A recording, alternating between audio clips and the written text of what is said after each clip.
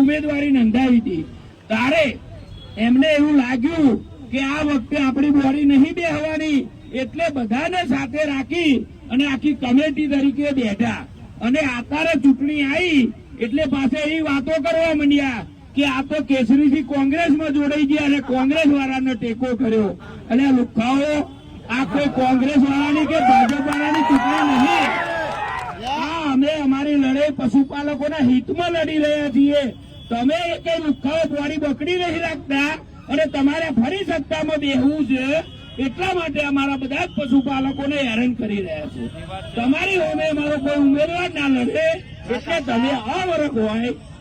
આતાર હાલનો અમૂલનો ચેરમેન આ વિપુલભાઈ પોતે 3 મહિના પહેલા નડિયાદ ખાતે ફતેપુરા ગામની દૂધ મંડળીના ઉદઘાટનમાં જાય એ ચેરમેન એ કઈ ભાષણની અંદર એવું બોલે કે આ મંડળી તો આદર્શ મંડળી છે, એ મંડળીનું ઉદઘાટન કર્યું ત્યારે તને સારું લાગ્યું.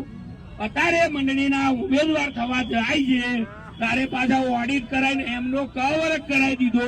એટલે તમારી જાતને બોડી બકડી નહીં રાખતા આ લુખાઓ તમારી જાતને આફર અમૂલમાં બેસી જુઓ. અમે જોઈએ છીએ આ પશુપાલકોની તાકાત. આ તમારા બાપની નહીં અમૂલ ડેરી. અમારી માતાઓ બહેનો 5 વાગે કઈ રીતે જાગી અને એને 2, 5, 10 લીટર દૂધ ભરે છે. તમે અહીં સેટિંગ કરી અને ટેસ્ટિંગ ની અંદર સેટિંગો કરી અને કઈ રીતે પશુપાલકોને ઓછા પૈસા મળે, એને બોનસ ઓછું મળે, એની તમે અહીંથી વ્યવસ્થા કરો છો. જમીનો કૌભાંડ કરવાનું હોય તો 4-5 લાખ રૂપિયા વીઘાની કિંમત હોય તો તમે 4-4 લાખ રૂપિયા એ વીરપુર ની અંદર જમીન લઈ આવ્યા.